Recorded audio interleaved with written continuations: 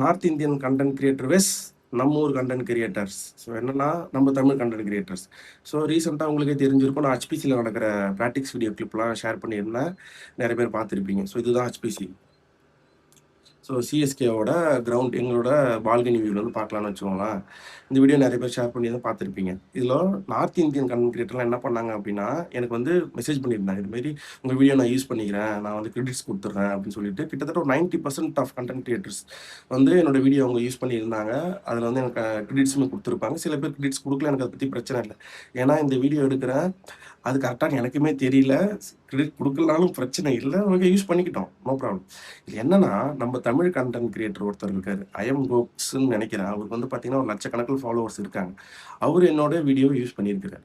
அது பிரச்சனை இல்லை.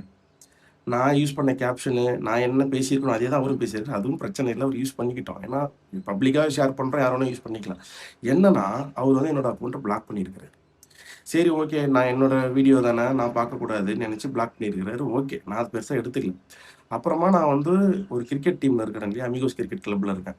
அந்த அக்கௌண்ட்டுமே சம்டைம்ஸ் நான் வந்து ஹேண்டில் பண்ணுவேன். ஓகேவா?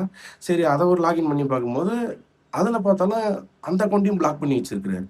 என்னடா இது? அப்போ தான் நான் கொஞ்சம் சீரியஸாக யோசிச்சேன், என்ன பிளாக்லாம் பண்ணுறாங்க? ஏன்னா நான் இன்ஸ்டாகிராமுக்கு புதுசு, உங்களுக்கே தெரியும், நான் இப்போ தான் வந்தேன் இன்ஸ்டாகிராமுக்கு.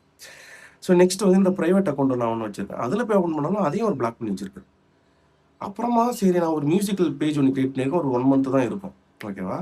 அந்த அக்கௌண்ட்லேருந்து அவரோட அக்கௌண்ட் ஓப்பன் பண்ணாலுமே பிளாக் பண்ணி வச்சிருக்காரு. ஸோ அவருக்கு பார்த்தீங்கன்னா கிட்டத்தட்ட ஒரு லட்சக்கணக்கில் ஃபாலோவர்ஸ் இருக்காங்க.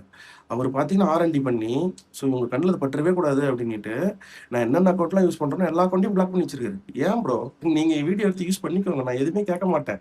ஏன்னா ஒரு கண்டென்ட் கிரியேட்டராக நம்ம நிறைய இன்ஸ்பயர் ஆகும், நிறைய பேரோட மியூசிக் எடுத்து யூஸ் பண்ணுவோம், நிறைய கிளிப் எடுத்து யூஸ் பண்ணுறோம், எல்லாமே ஓகே தான்.